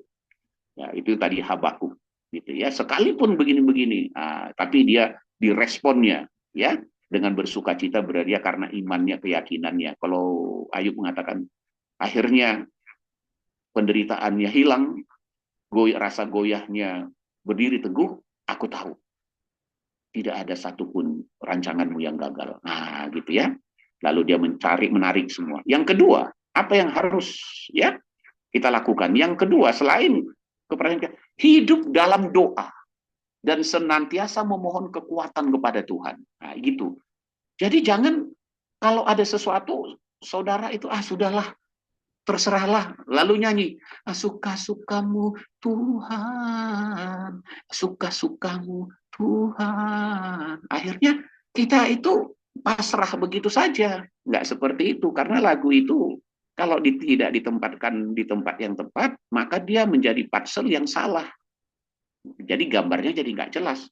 Jadi udahlah, Tuhan tahu kok. Yuk berdoa Ibu Noni dan saudara-saudaraku semua. Oh, nggak usah doa Pak Dokter. Sebelum kita berdoa, Tuhan sudah tahu kok apa yang mau kita minta. Kan kacau lagi. Jadi kita nggak usah berdoa Pak. Ya Tuhan sudah tahu. Ini nggak boleh. Gitu. Karena doa itu adalah suatu hubungan. Jadi ketika hidup dalam doa, kita berarti membangun hubungan dengan Tuhan dan senantiasa memohon kekuatan. Ayatnya itu dalam Filipi 4 ayat 6. Janganlah hendaknya kamu khawatir tentang apapun juga. Tetapi nyatakanlah dalam segala hal keinginanmu kepada Tuhan dalam doa dan permohonan dengan ucapan syukur. Amin. Itu ayatnya udah jelas, gitu ya. Hidup dalam doa dan senantiasa memohon kekuatan kepada Tuhan. Lalu 1 Petrus 4 ayat 7. Kesudahan segala sesuatu sudah dekat. Karena itu kuasailah dirimu dan jadilah tenang. Ya, jadi tenang, tarik nafas ya dengan tenang. Katakan terima kasih Tuhan, gitu ya. Aku percaya ya, rancanganmu tak pernah gagal dalam hidupku. Ini ya tubuh yang sakit, kondisi keuangan begini dan lain-lain, apa saja. Aku yakin ya Tuhan dapat merubahnya dan lain-lain. Ya, jadi tenang supaya kamu dapat berdoa. Ya, ini penting Bapak Ibu, karena kalau tidak ya tadi yang saudara lihat tokoh-tokoh itu hanya mimpi-mimpi, itu hanya kisah-kisah aja Pak. Dalam realitanya saya nggak bisa seperti itu. Memang ada Pak yang seperti itu. Nah kita repot nanti kalau dibilang ngapain kita ngajarin orang kalau kita nggak mengalaminya, betul kan? Maka kan bukti nyatanya memang harus kita ada seperti itu. Saudara banyak melihat para hamba-hamba Tuhan dengan hidupnya, ya, walaupun diterpa badai sedemikian rupa mereka tetap berjalan dan kokoh. Gitu ya. Nah, saudara harus perhatikan di situ dengan baik. Tenang. Makanya di dalam Yesaya 30 ayat 15, sebab beginilah firman Tuhan Elohim yang Maha Kudus, Adonai Israel. Dengan bertobat dan tinggal diam, kamu akan diselamatkan. Dalam tinggal tenang dan percaya terletak kekuatan. Amin. Jadi kita harus tahu persis begitu. Nah, catatan khusus yang butir yang kedua ini, hidup dalam doa dan senantiasa. Udah ada ayatnya, kita buat lagi catatan khusus. Doa adalah kunci untuk mendapatkan kekuatan dari Tuhan. Mintalah kekuatan untuk bertahan, sabar, untuk menghadapi kesulitan, dan setia dalam mengikuti jalannya. Ya, jadi itu doa. Jadi doa itu bukan hanya bukan berisi keluh kesah, Bapak Ibu. Jelas ya? Nah, yang ketiga, apa Pak yang harus kita lakukan lagi? Jadi artinya, yang ketiga adalah mempelajari, merenungkan, dan melakukan firman Tuhan. Begitu. Jadi kalau saudara hanya menambah iman saudara lalu berdoa, saudara tidak mau mempelajari firman Tuhan, tidak mau merenungkan dan melakukannya, ya jalannya mandek Bapak Ibu, kurang lengkap. Ya, harus begitu. Ada orang suka mendengar firman Tuhan, ikut Zoom, membaca dan lain-lain. Oh ya, saya tahu itu Pak. Tapi dia nggak mau merenungkan. Udah Pak, udah saya renungkan Pak. Gitu. Terus kenapa nggak dilakukan? Nah itulah Pak. Kan gitu ya. Ada alasan. Ternyata tidak mudah melakukannya. Ya kalau tidak melakukan nggak bawa hasil apa-apa. Saudara lihat wajah saudara di cermin. Oh ini begini. Oh ini ada ininya ya gitu. Udah tahu. Oh ya udah. Lalu nggak dilakukan pakai bedak atau apa, pakai lipstik biar cantik misalnya. Udah gitu aja. Lalu saudara keluar. Nanti orang bilang, loh, ibu mau ke pesta? Iya. Oh nggak pakai lipstik? Oh, saya belum pakai lipstik ya? Saya kira udah. Nah, kan gitu ya. Nah, itu contoh yang sederhana. Karena nggak melakukan. Oh, saya kira. Makanya harus dipelajari, direnungkan, dan dilakukan. Yang itu yang ketiga. Nah, Mazmur 119, ayat 105, Raja Daud berkata, firman-Mu itu pelita bagi kakiku dan terang bagi jalanku. Sehingga begitu pentingnya firman Tuhan bagi dia, Bapak Ibu. Ya, bahkan dia berani berkata ayat 9 supaya tetap berdiri teguh dan melangkah maju. Ayat 9, dengan apakah seorang muda mempertahankan kelakuannya bersih? Maka dia bilang itu, dengan menjaganya sesuai dengan firman-Mu. Jadi orang yang kelakuannya bisa bersih, tetap bagus, ya tidak berbuat dosa, dia jaga. Kalau dia langgar firman Tuhan, ya dia berdosa. Gitu ya. Akhirnya ada akibat buruk. Nah, di dalam 2 Timotius 3 ayat 16 dikatakan kenapa? Karena firman Tuhan ini gitu ya, akan mengajar kita dari nggak tahu jadi tahu. Lalu dikasih tahu. Apa yang dikasih tahu Pak? Ini yang salah. Kamu salah itu keliru. Oh, saya udah tahu salah saya. Terima kasih Pak. Ya, jangan hanya tahu, perbaiki. Kan gitu ya, untuk memperbaiki. Kita perbaiki. Kalau saudara nggak memperbaiki, ya masih tetap aja sama. Ya memang begitu saja. Pak, saya ini memang orangnya Pak emosian nih Pak. Gitu ya. Kalau ada Bapak, udah dikasih tahu begini firman Tuhan, nggak boleh emosi, caranya begini. Oh iya Pak, terima kasih. Tapi dia nggak lakukan. Nah, besok ketemu lagi, emosi lagi. Loh, kamu kenapa emosi lagi? Kan sudah dikasih tahu. Ah, lupa saya Pak. Nah, karena nggak dia memperbaiki gitu loh ya. Sehingga nggak ada hasil. Semakin dilatih, makin terampil dia.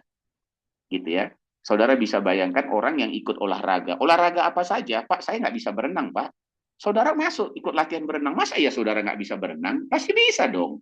Ya, setelah sekian lama, mau Anda ada kekurangan fisik atau apa, lama-lama saudara jadi pintar. Jadi ketika ketemu air atau apa, saudara akan lompat berenang, nggak takut, gitu ya. Sehingga orang bilang, loh, Bapak nggak takut di pinggir-pinggir kolam tuh? Dalam loh. Oh, nggak apa-apa. Nih saya lompat. Oh keren. Yalah, saya kan udah latihan. Gitu ya. Saya udah bisa. Jadi saya udah nggak emosi lagi. Kira-kira begitu. Saya udah bisa berenang. Saya nggak tenggelam lagi. Kalau tenggelam itu disebut emosi, sekarang saya nggak emosian lagi, Pak. Gitu loh ya. Nggak begitu lagi. Karena saya sudah terampil sekarang. Nah, begitu. Semakin banyak keterampilan kita, semakin sedikit kemungkinan untuk kita berbuat salah di hadapan Tuhan. Jangan lupa Yeremia 5 ayat 25, kesalahan kita yang menghalangi, dosa kita yang menghambat, ya, yang baik dalam diri kita. Nah, makanya kita bilang pelajari, renungkan. Kalau tidak nanti kita tidak berdiri teguh. Nah, catatan khusus di sini apa? Nah, kita bilang catatan khusus. Catatan khusus, firman Tuhan itu adalah sumber kekuatan dan pengharapan kita, Bapak Ibu. Mempelajari kebenaran firman Tuhan dalam Alkitab akan membantu kita memahami kebenaran dan rencana Tuhan dalam hidup kita. Sehingga kita bisa tetap tekun dalam iman. Amin. Jadi kita nggak akan rontok di situ.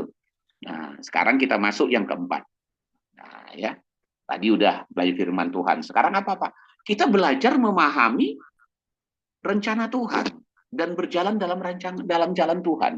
Jadi kalau saudara dan saya tidak mau belajar untuk memahami rencana Tuhan dan berjalan dalam rencana Tuhan, ya susah. Karena Tuhan bilang di dalam Yesaya 55 tadi ayat 89, rancanganmu bukan rancanganku. Jalanmu bukan jalanku. Nah, ya. Dan Yeremia 29 ayat 11, rancangan Tuhan adalah rancangan damai sejahtera. Amin. Nah, Bapak Ibu yang dikasih, kalau ditanya, Pak, apa contoh rancangan dan jalan Tuhan? Gitu ya. Rancangan jalan Tuhan itu salah satunya tercatat di dalam Lukas 24 ayat 47. Ada yang hafal? Lukas 24 ayat 47. Ini adalah rancangan dan jalan Tuhan. Artinya, ketika saudara masuk rancangan dan jalan Tuhan ini, banyak hal bisa saudara selesaikan. Banyak hal yang bisa saudara capai. Gitu, ya. Ya, itu tercatat. Ada yang mau baca? Ya, Lukas 24 ayat 47. Dan lagi dalam namanya, ya, berita tentang pertobatan dan pengampunan dosa harus disampaikan kepada segala bangsa, mulai dari Yerusalem, gitu ya. Artinya apa? Gitu.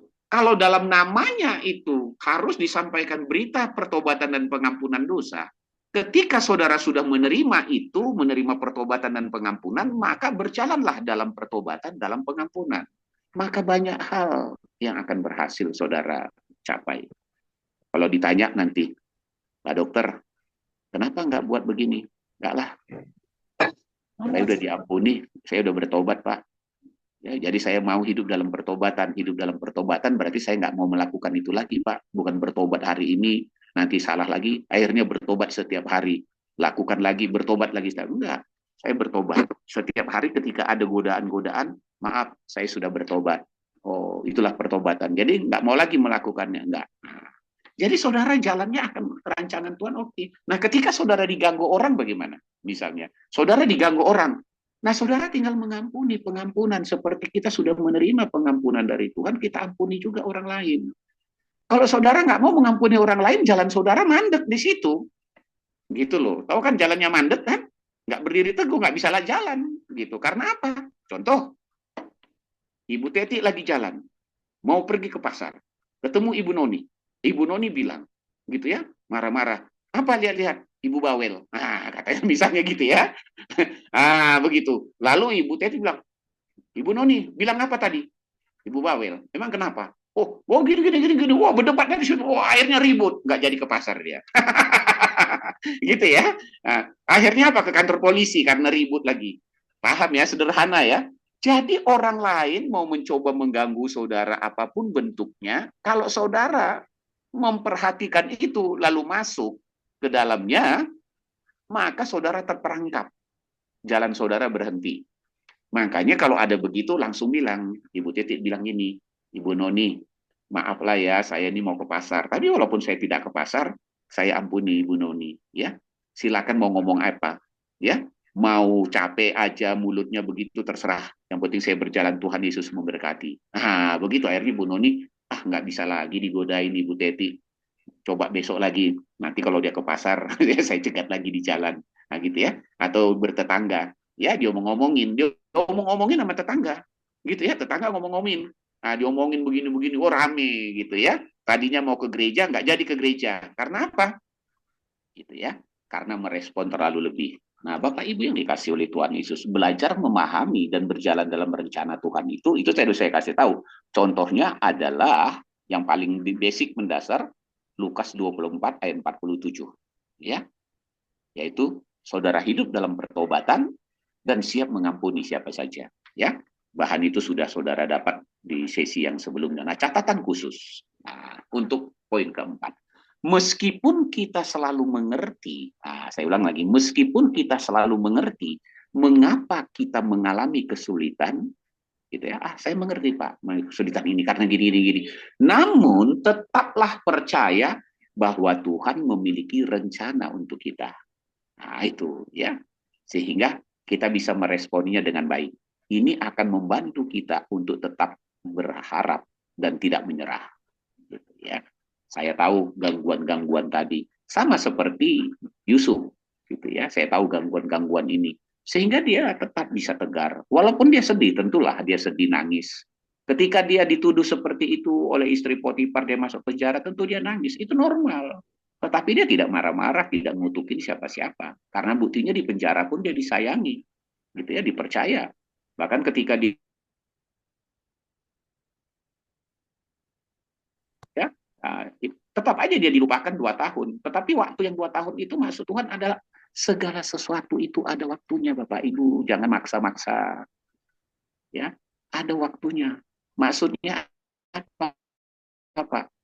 Yusuf sedang dibentuk Tuhan kualitas rohaninya. Ya, kualitas rohaninya, pondasinya, kemampuannya melalui masalah-masalah itu. Sehingga ketika dia nanti menjadi orang kedua di Mesir atau orang yang berkuasa di Mesir, saya bisa mengartikan dia memiliki karakter dan kepribadian yang baik, yang handal. Amin. Karena kalau tidak, kita nanti memegang satu jabatan, posisi, kegiatan, tetapi karakter kita nggak kuat. Mental kita nggak kuat, kualitas kita nggak kuat, ada sedikit aja ribut, langsung loyo. Respon kita nggak bijak. Gitu. Hati-hati. Ketika saudara tidak bijak meresponi sesuatu, sehebat apapun yang sedang saudara buat, hancur sendirinya. Gitu loh. Ya, makanya perlu kita menjadi kuat. Saya ulangi lagi, itu perlu. Ya, jangan sampai nanti ketika saudara merencanakan apapun, apalagi hal yang besar. Kalau hal yang kecil saudara belum bisa sungguh-sungguh berhasil, nah, bertahap-bertahap sajalah, ya. Karena tingkat kesulitan itu pasti ada. Apalagi kalau Tuhan tidak sertai. Karena kita bisa sembunyi dari orang lain, Bapak Ibu. Kita boleh pakai topeng gini, oh kelihatannya baik, kelihatannya berkenan kepada Tuhan dan lain-lain. Tapi kan Tuhan lihat diri kita. Belum waktunya, aku belum berkenan, aku belum bisa memberikan kepercayaan kepada dia. Gitu ya. Nanti ketika saudara mau berbuat apa bisa hancur tumbang begitu saja.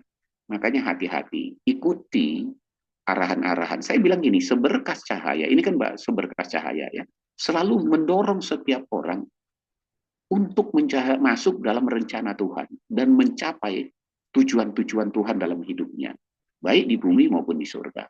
Jangan lupa itu, ya. Yang kelima, ya, selalu membangun komunikasi yang baik dengan sesama.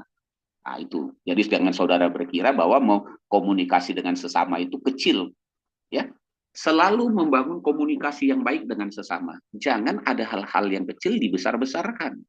Jangan karena ada hal-hal yang keliru, lalu saudara menghakimi, menilai seseorang. Jangan cepat menilai seseorang oleh karena kekurangannya atau kesalahannya. Gitu ya. Kekurangan dan kesalahannya ketika dia sudah jadi orang Kristen, itu hanya sebuah proses untuk dia menerima arahan dan bimbingan dan rangkulan. Karena orang menjadi besar, itu selalu mulai dari hal yang kecil. Ketika dia yang kecil dibimbing untuk menjadi benar, hal-hal yang kecil, maka dia dapat dipercaya untuk hal-hal yang besar. Kalau dia bisa kita arahkan, kita siapkan untuk setia dalam hal-hal yang kecil, maka dia bisa setia dalam hal yang besar. Kalau tidak, hati-hati saudara. Gitu ya, hati-hati. Kita yang sudah berpengalaman dan tahu jalan-jalan Tuhan, Anda jangan coba melompat-melompat tembok. Ya, melompat tembok itu artinya melompat-melompat apa yang sudah kita kasih tahu. Saya hanya bisa bilang begini nanti. Dengan tutup mata pun saya tahu apa yang akan terjadi di depan. Nah, kira-kira gitu, ya. Tapi tidak mau memberitahukannya. Kalau melihat situasi-situasi dan keadaan, sikap karakter kita begini begitu, kita tahu ini pasti ada terjadi kendala. Sehingga kita bagaimana harus mendampingi dan menopang, ya. Kayak gitu dalam di mana-mana juga begitu, baik di perusahaan, dalam dunia kerja. Nah, selalu membangun. Kenapa Bapak Ibu perhatikan membangun ini kayak mana caranya? Filipi 2 ayat 1 sampai 4. Jadi saudara kalau mau membangun hubungan dengan siapapun, dengan pribadi, dengan rekan kerja, dengan sesama kita, antar Zoom, gitu ya, Anda masuk Zoom ke sana, ke sini, kemari, Anda nggak usah aneh-aneh berpikirnya. Jangan menyalahkan A, nyalahkan B. Ingat aja Filipi 2 ayat 1 sampai 4. Dikatakan demikian, jadi karena di dalam Kristus ada nasihat. Amin. Ada penghiburan kasih, ada persekutuan roh, ada kasih mesra, dan belas kasihan. Nah, karena itu sempurnakanlah sukacitaku dengan ini. Hendaklah kamu sehati sepikir. Kenapa diminta hendak sehati sepikir? Karena tadi di dalam Kristus ada nasihat. Jadi kalau ada yang salah, nasihati. Amin. Kalau ada yang terluka, sedih, dihibur dengan kasih. Kalau ada perbedaan pandangan, persatukan roh. Kalau ada sesuatu yang sedikit bergesekan, ada kasih mesra dan belas kasihan. Jangan kita buang begitu saja. Gitu loh. Karena nanti Tuhan membuang Anda. Hati-hati, saya ulangi. Ya, hati-hati. Karena ukuran yang kamu pakai untuk mengukur orang akan diukurkan kepadamu juga. Hati-hati Bapak Ibu. Ya, ini kalau mau bicara tentang di dalam Tuhan atau dalam perusahaan, dalam apapun, kita pengalamannya di situ. Ukuran yang kita pakai untuk mengukur orang akan diukurkan kepada kita. Itu firman Tuhan. Jadi kalau karena sesuatu hal, saudara mengukur orang, lalu tidak mau bekerja sama dengan dia, saudara campakkan atau saudara pergi, kemanapun engkau pergi, ukuran itu akan dibawa di dalam hidupmu. Jelas ya? Hati-hati. Makanya kalau kita sudah buat begitu, kita perbaiki. Oh Tuhan, saya salah. Karena di dalam Kristus tidak begitu. Amin. Ada kasih mesra dan belas kasihan. Nah, misalnya saya bilang nih, aduh, selain saya mengasihi misalnya Ibu Noni, ada belas kasihan. Belas kasihan itu artinya, aduh dia lelah, dia terlantar. Kan gitu ya. Aduh dia buat begini. Nah bagaimana? Dirangkul. Ayo Bu Noni. Ngerti nggak maksudnya? Oh Pak, tapi saya nggak layak, Pak. Saya nggak pantas, Pak. Saya ada kekurangan, saya gini. Nggak. Majulah. Karena setiap orang harus melalui proses. Amin. Dari mana saudara mendapatkan orang yang sudah jadi begitu saja? Biasanya orang yang jadi itu biasanya jadi penasehat, biasanya jadi pembimbing karena dia udah produk jadi. Kalau saudara jadikan orang penasehat pembimbing yang belum produk jadi, ya habislah. Karena apa? Aduh, saya juga nggak tahu ngadapi ini gimana dong. Betul kan? Karena bukan produk jadi. Oleh sebab itu, jangan cepat-cepat mengambil kebijakan. Amin. Karena di dalam Kristus ada nasihat, ada penghiburan kasih. Nah, hendaklah kamu sehati sepikir dalam satu kasih, satu jiwa, satu tujuan, dengan tidak mencari kepentingan sendiri atau puji-pujian yang sia-sia. Sebaliknya, perhatikan dalam Filipi 2 ini, sebaliknya, hendaklah dengan rendah hati yang seorang menganggap lebih utama daripada dirinya sendiri. Nah, saya suka bilang ini, aduh, daripada saudara yang keluar, lebih baik sayalah yang keluar untuk kemajuan ini. Kenapa? Kalau kamu yang keluar, nanti siapa ya yang akan mengelola ini? Gitu kan? Kalau saya, aduh, saya nggak sempat karena banyak. Saya hanya bisa mendukung saja. Ya, bagaimana Anda bisa mendampingi Anda? Oh gitu Pak. Maka dia bilang, saya ulangi lagi, sebaliknya, hendaklah dengan rendah hati ya, yang seorang menganggap yang lain lebih utama daripada dirinya sendiri. Nah, dan janganlah tiap-tiap orang hanya memperhatikan kepentingannya sendiri, tapi kepentingan orang lain juga. Orang lain juga perlu diarahkan, dirangkul. Jangan saudara berharap gini, saya butuh dirangkul. Ibu Noni, saya perlu dukungan, Bu. Ya. Nah, lalu Ibu Noni mendukung saya. Lalu ketemu Ibu Teti. Ya, Ibu Teti bilang, Pak, saya juga perlu dukungan, Pak. Ah, malas saya dukung kamu. Sudah begini, capek. Oh, lalu, apa yang saya bilang gitu? Nanti Ibu Noni juga bilang, Pak Dokter, entah kenapa, Pak. Kayaknya rasanya saya udah nggak bisa lagi mendukung Bapak. Kira-kira gitu kan. Jelas ya. Karena ukuran yang kamu pakai akan diukurkan juga kepadamu. Itu hukumnya Tuhan tuh nggak bisa. Saudara roba-roba. Kalau kita mau mendapat dukungan orang banyak atau orang-orang yang hebat, saudara harus bisa mendukung orang-orang lain. Seperti apa yang engkau butuhkan, engkau didukung, dukunglah mereka. Supaya juga mereka berdiri teguh dan melangkah maju. Amin. Itu sebabnya saya nggak habis-habisnya mau berbagi berkat dan juga mau berbagi bahan-bahan ini kepada saudara. Saya selalu suka bilang, bukan mau bilang ini, ya, udah berbicara dengan tenang, betul kan? Lalu berbagi lagi bahannya supaya saudara makin bisa, gitu loh. Nanti kalau ditanya, emangnya kalau Pak Dokter ngomong di Gepas ini dibayar berapa? Ya nggak ada apa-apa, nggak dibayar kok. Nggak dibayar aja begitu, seriusnya. Nah, iya, gimana lagi kalau dibayar, Pak? Berbeda nggak? Nggak, sama aja, dibayar nggak dibayar sama. Cuman kalau nggak dibayar, kita bilang gini, Ibu Teti, terima kasih, haleluya. Kalau dibayar, misalnya Ibu Noni, ya, terima kasih, haleluya. Kok sama aja, Pak? Ya sama aja. Karena nanti yang memberi, Tuhan yang membalasnya kepada Anda. Amin. Yang nggak memberi, Tuhan juga yang membalasnya kepada Anda. Kan gitu. Bukan ada hubungannya dengan saya. Gitu. Jadi, baik atau tidak baik, saya harus tetap baik. Karena apa? Ini urusannya dengan bos saya. Jelas ya? Bos yang mengutus saya, yang menugaskan saya. Itu bukan urusannya ke saudara, ke atasan saya. Amin? Gitu ya. Ke atasan. Tanggung jawabnya di situ. Bisa dicewer saya nanti. Makanya ada dalam Galatia 6 ayat 2, gitu ya, saya ulangi, ini penting ya, berkomunikasi yang baik dengan sesama ini saudara harus tahu, ya. Bukan hanya ngomong saja. Galatia 6:2, bertolong-tolonganlah menanggung beban. Hendaklah yang kuat merangkul yang lemah. Jangan dibuang yang lemah. Amin. Mari maju, ya. Jangan pernah berhenti, ayo maju. Apa masalahnya? Ayo semangat, gitu ya. Nah, karena apa? Tuhan kan ingin memakai dia. Bukankah kita bisa begini ini karena dukungan orang lain juga? Betul tidak? Saya bisa begini kan juga karena banyak dukungan. Maka saya juga harus mendukung orang lain.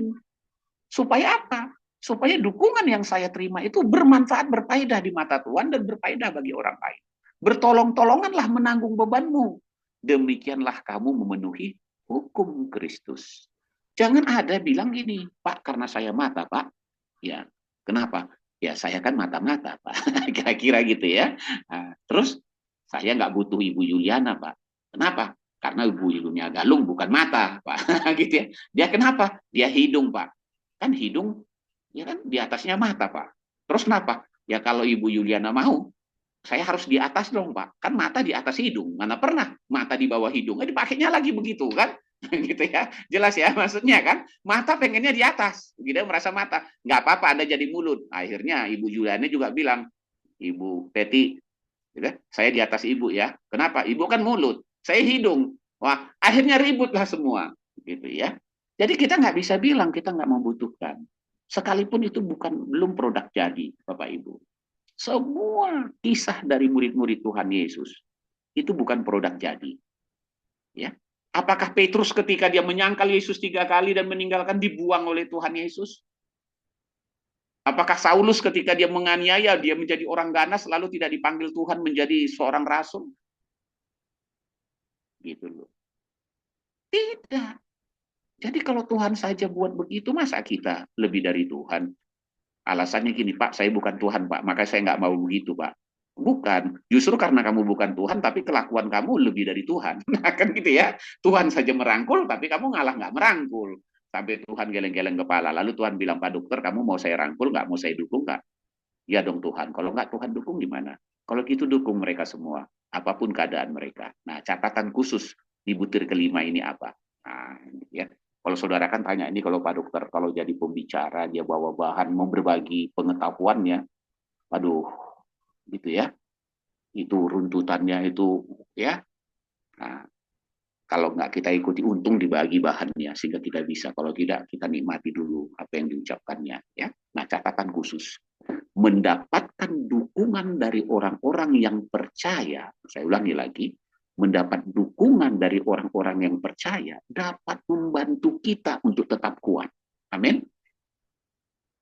Ya, sehingga kita perlu berbagi pengalaman, berdoa bersama dan saling mendorong akan memperkuat iman kita, Bapak Ibu. Sehingga kita perlu dukungan orang. Amin. Itu penting kita tanamkan. Nah, yang keenam, yang terakhir dari bagian apa yang harus kita lakukan ini adalah meniru keteladanan Yesus Kristus. Jadi kita tiru, gitu loh, ya. Kita nggak bisa sama seperti Yesus, tapi kita tiru dia sampai bila-bila semirip-miripnya, gitu loh, ya. Gitu. Kan nggak bisa. Kalau saudara mau meniru saya kan tetap aja nggak bisa, gitu ya. Sampai sama betul, gitu ya. Meniru keteladanan Yesus. Supaya apa, Pak? Meniru. Supaya kita tahu bagaimana agar kita tetap berdiri teguh dan melangkah maju. Ibrani 12 ayat 3. Nah, ya, itu Ibrani 12 ayat 3. Ingatlah selalu akan Dia. Ya, saya ulangi lagi. Ingatlah selalu akan Dia yang tekun menanggung bantahan yang sehebat itu terhadap dirinya dari pihak orang-orang berdosa. supaya jangan kamu menjadi lemah dan putus asa. Nah, jadi saudara udah ngerti ya, meniru itu supaya kita itu jangan lemah. Yesus aja mengalami begitu. Nah, apa catatan khusus di sini? Catatan khusus di sini, Yesus Kristus adalah teladan bagi kita dalam menjalani kehidupan di dunia ini. Nah, Yesus jadi teladan. Dia menghadapi kesulitan, nah ya, artinya masalah persoalan. Yesus mengalami kesulitan dan masalah dari banyak orang Farisi, ahli Taurat dan lain macam-macam lah. Ya, disalah mengerti lah, dituduh, tetapi dia tetap setia kepada Bapaknya. Dia tetap setia menjalankan tugasnya. Bahkan ketika saudara tahu dia di Taman Getsemani, tahu kesulitan ini, bahkan dia sudah menceritakan 4 kali tentang penderitaan yang ada dialaminya. Tetapi sebagai anak manusia, kita katakan begitu, dia tetap berkata, berbicara. Ini menjadi teladan yang baik. Bapa, jikalau mungkin cawan ini lalu daripadaku, ya, biarlah itu lalu, tapi bukan kehendakku. Lalu dia kedua, kan? Jikalau tidak mungkin, nah dia berdoa lagi yang kedua, Bapa, jikalau tidak mungkin ini berlalu, biarlah. Ya, akhirnya dia diberikan kekuatan, Bapak Ibu. Ya. Nah, ini penting, keteladanan ini kita ikuti. Jadi saudara harus banyak membaca tentang keteladanan Yesus Kristus. Ya. Nah, ini penting. Itu tadi adalah hal-hal yang harus kita lakukan.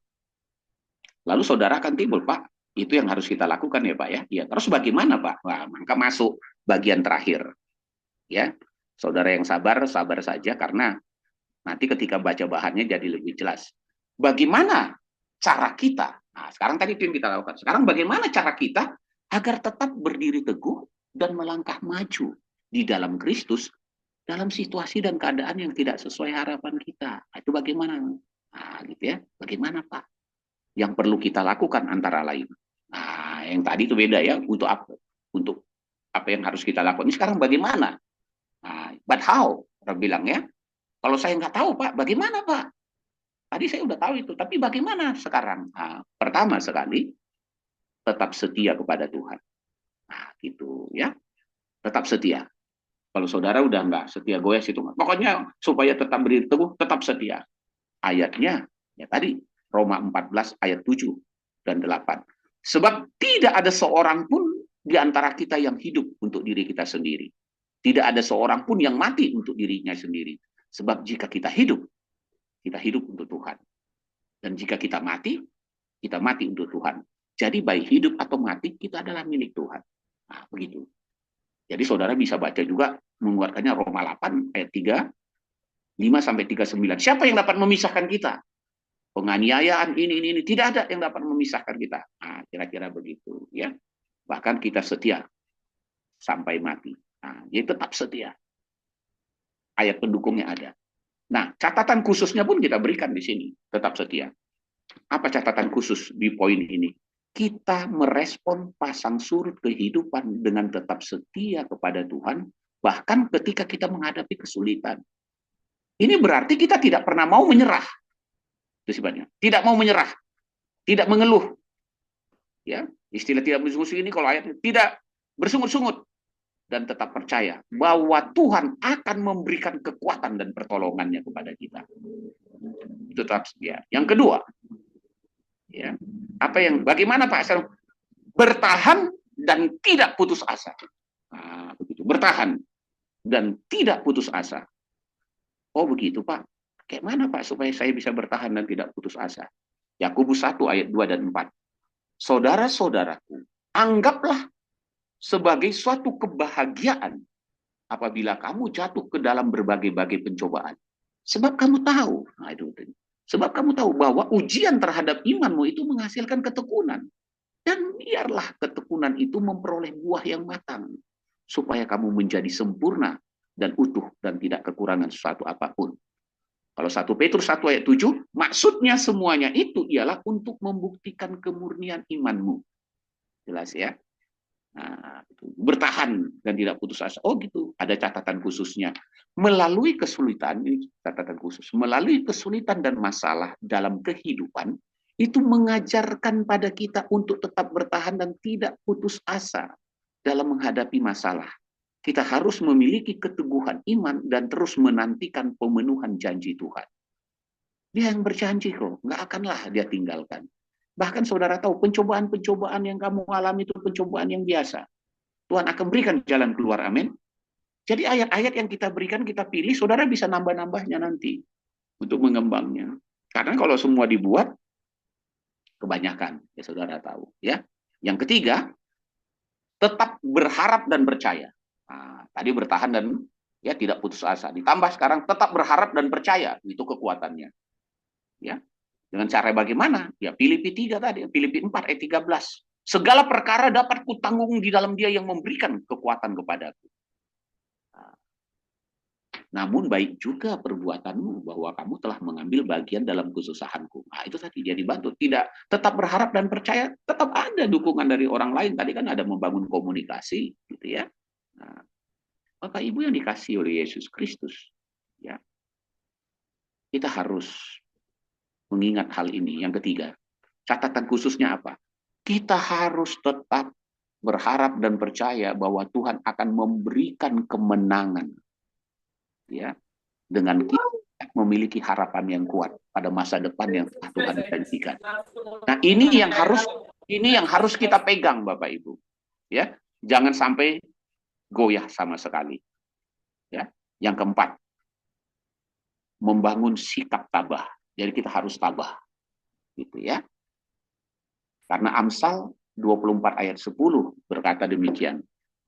Jika engkau tawar hati pada masa kesesakan, kecillah kekuatanmu. Jadi kita perlu membangun sikap tabah dalam kehidupan kita.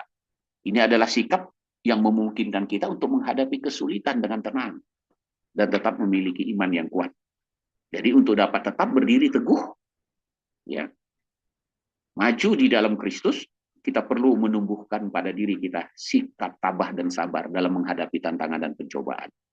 Nah, sebagai yang terakhir, jadi ada pesan. Nah, ya, ini pesan Bapak Ibu. Ya, kita simpulkan. Jadi pesan dari Rasul Simon Petrus untuk tetap berdiri teguh dan melangkah maju di dalam Kristus dapat kita simpulkan. Pertama, mengajarkan kita untuk tidak menyerah ketika kita menghadapi kesulitan. Ia mengajarkan untuk tetap tabah dan tidak mudah putus asa, bahkan ketika penderitaan terasa sangat berat. Kedua, mengajarkan untuk tidak menyerah dalam perjuangan dan tetap menantikan kebaikan dan keadilan Tuhan, meskipun perjuangan itu tampak panjang dan sulit. Yang ketiga, untuk tetap dalam keyakinan iman dan tenang dan bijaksana dalam menghadapi orang lain, bahkan ketika mereka tidak menyukai kita dan melakukan kesalahan terhadap kita. Yang terakhir, yang keempat, untuk tetap tekun dalam menanti janji-janji Tuhan. Ini berarti terus berharap dan memiliki kepercayaan pada Tuhan, meskipun belum melihat hasil dan harapan tersebut. Maka ketika keempat kesimpulan ini tertanam dalam diri kita, maka kita tetap berdiri teguh dan melangkah maju. Tuhan Yesus memberkati. Kita bersatu dalam doa. Bapa, di dalam nama Tuhan Yesus, kebenaran firman-Mu telah sampai kepada kami, bahwa tetap berdiri teguh dan melangkah